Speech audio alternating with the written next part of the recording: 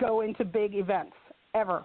I don't even go to a big church event ever when I'm in that phase of actually doing the infusions. But once that happens and I can get down to at least 10 milligrams of prednisone, and so my whole immune system isn't completely at risk, I don't have a problem going out.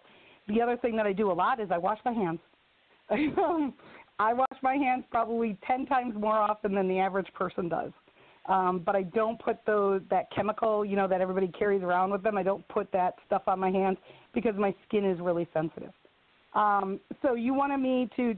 So does that help you? Does that make that helped sense? frame a lot of the that helped frame some of the conversation and everything. Because like I said, there was just so much stuff that you've been doing that just amazed me. Like I said, I've been following your accounts on LinkedIn and some of the other things that you put out there, your blog and things of that nature. And I'm sitting there like I know one of the entries you had gone traveling, and I forget where it was, but you had found like some amazing pancakes that you loved and everything. And I'm sitting there going like, she has definitely enjoyed herself because she has found some amazing pancakes. But then on the opposite side of that, I also remember reading where you had gone and basically I think you were traveling not by car, but it might have been by motorbike or something like that, and the bike just basically imploded. So you had like some sort of... that was only about a month ago now. So right. let me backtrack a little bit and explain the American Wedding Project first. All right.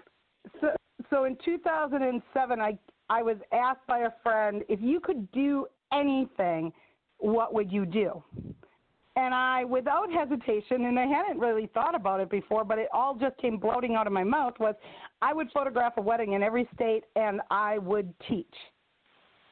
And then we spent the next hour talking about what it would take to get me to be a teacher. and then I ended up actually teaching photography at a tech school very soon after that, but I never got this idea out of my head. But I had all these reasons why I couldn't do it. I had a house, I had a business, I had I had all this stuff. And then in 2009, when the economy completely had crashed and the wedding industry was a complete mess, my life was a complete mess, and I was in the process of getting this sick. I just didn't know it. And all of a sudden I realized that I could.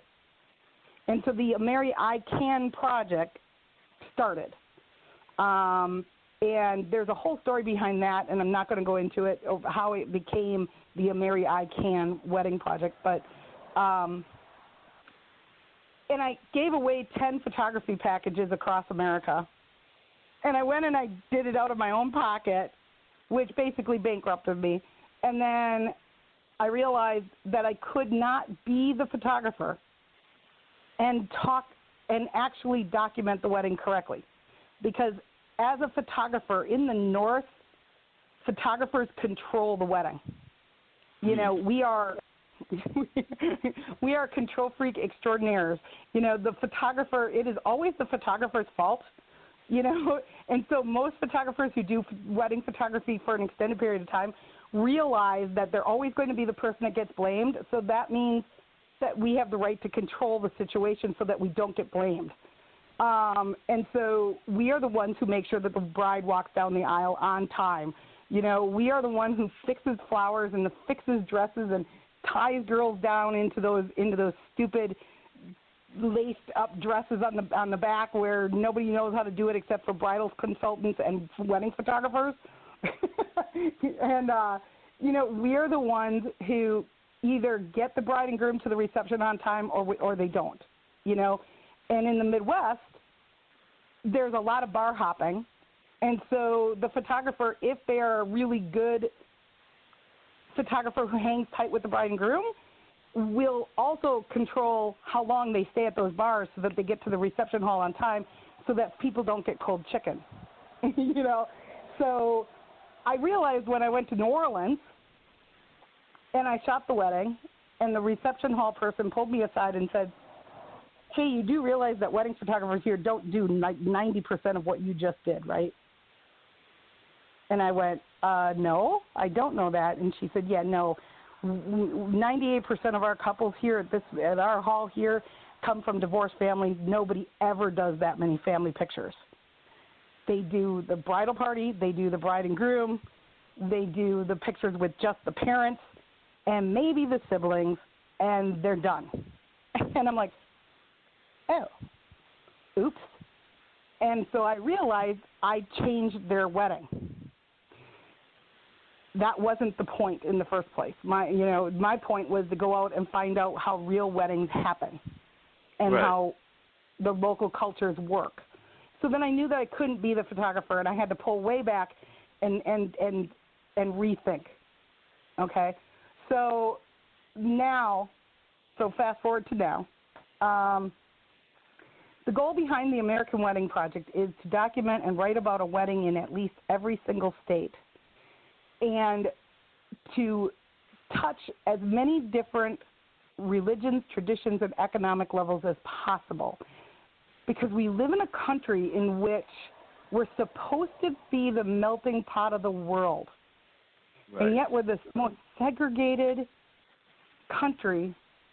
communities. Our communities are so segregated, and our religions are so exclusive that we know absolutely nothing about the cultures of the people that live next door to us, which is so stupid. And weddings are one thing. Weddings, funerals, and babies are the three big things in life, right? And weddings are a happy thing, and it's something that crosses every cultural group, except for one little group of women in the Himalayas. They don't get married. You got to Google that one on your own. But every other culture throughout the world has some sort of marriage, and even people who don't have a belief in God still have a belief in wedding and still have a belief in marriage. So it crosses every section. So the goal is to create a dialogue, because there's so many fascinating little things about cultures that show up in weddings.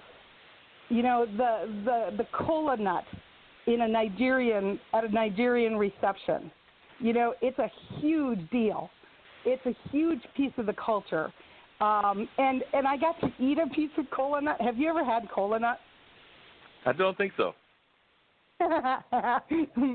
Oh, see, I don't even drink coffee, so I don't like coffee, the bitterness of coffee.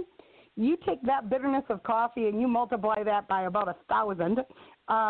Kola nuts are actually what Coca-Cola originally got their flavor tone from, and they have the most natural caffeine of any natural product out there. Okay, and they break open these kola nuts, and it's kind of like the Hawaiian idea with the pineapple. It's their way of welcoming everyone. And in Nigeria, if you're cramming for an exam, you don't make a pot of coffee. You cut up a kola nut, and you chew on that all night because it's going to keep you wide awake. and I don't think I'll ever forget the look on this one elderly man's face as he watched me put this little piece of kola nut in my mouth, and he just knew. He actually got up, and he grabbed a bottle of water, and he came right over to me because he knew that I was just going to, have the worst look on my face ever. And that I needed to wash that down as fast as I could, and I did. And the whole room right there that was near me, they were all watching me, because I kind of stood out. I don't quite have a tan that I would fit in with. I'm very much a white girl, and so there were a lot of eyes on me in that moment, and yeah, it's an acquired taste. But that's part of what this project is. It's a phenomenal tradition that they have, but most people don't ever hear about it. Most people don't even think about where did Coca-Cola come from. Much less do they think that it came from a nut from Nigeria. Wow. So it's those weird things, that by being there, by being at the event, that I get to see and write about, that if I wasn't physically there at the event, I wouldn't be able to share with the world. You know. And what were some of the other unusual things that you've seen in some of the weddings that you've been to? You mentioned the thing with the cola nuts, but I'm imagining that there are probably some other things that you've seen that you were surprised by when you were watching these weddings. I know that here in Durham, a friend of mine used to work at the Carolina Theater, which is one of our large 1,000-seat theaters, and sometimes the Indian folks would have their weddings, and of course that would sometimes include the horses and the kind of things that are not used to being in the downtown area of Durham, but they did incorporate it into their wedding tradition, and it's part of their regular wedding tradition. But what are some of the other things that you've seen that have been a little bit different, or that you were surprised by, other than the cola nuts? Well, you brought up the Indian thing of the white horse or a white, or they're supposed to come in on a white horse or an elephant. And right. I just had a conversation with somebody that shared. So I did not witness this myself, but but since you brought it up, I have to share this because I thought it was ingenious. Shared a story about someone in Chicago who was having an Indian wedding, and they didn't know how to handle that piece. So he went out and he rented himself a white Mustang car. Okay, that could fit. He came in on a white horse. It just happened to have a lot of horsepower, not any clippity-cloppeting. So there's some really creative ways of adjusting to American culture, and that's part of what this project's about, is seeing what happens. So I did a Maldavian wedding in Wisconsin, and the amount of ouzo they drank before 10 in the morning astounded me. just astounded me. I've never seen so much. Wow. Yeah. And then they had this, and then I showed up at this Orthodox Christian church, and I walked in, and I was flabbergasted by the mosaics on the walls and on the ceilings, and it was one of the most beautiful buildings I have ever been in. And I am still friends with that bride to this day. She's just wonderful. They did a crossover between their traditions and a traditional American wedding with the white dress and that, the white dress and tuxes and stuff. So that was interesting. But, actually it was only a few weeks ago I was out in Montana. And that goes back to the motorcycle story, and I'll back up to that in a minute. But you asked what something that would happen that I wasn't expecting. The wedding was in the mountains, literally in the mountains. So we literally camped on a national forest campsite with no bathrooms. They had outhouses. And most of the people had big RVs. Their families came in from Oregon and Washington State and Montana and North Dakota and South Dakota and Colorado. And this was kind of weirdly somehow the center of all of that. And so they camped for 5 days in the mountains, and they had their wedding in a open pasture with the Rocky Mountains behind Bull Run Mountains are in the background. And Bighorn, that's what it is. Bighorn Mountain was in the background. It was gorgeous. And they had a young man officiate over the wedding. And I think I actually looked this up because I was working on an article about this today. And that at this point, about 43% of all couples in America have a family member or a friend play the role of officiant. Oh, wow. Instead of a pastor, instead of going to a church, 43% of couples are doing that now. That is an increase of 29% since 2009, the last time that the Knot. Oh, yeah, this was from the Knot.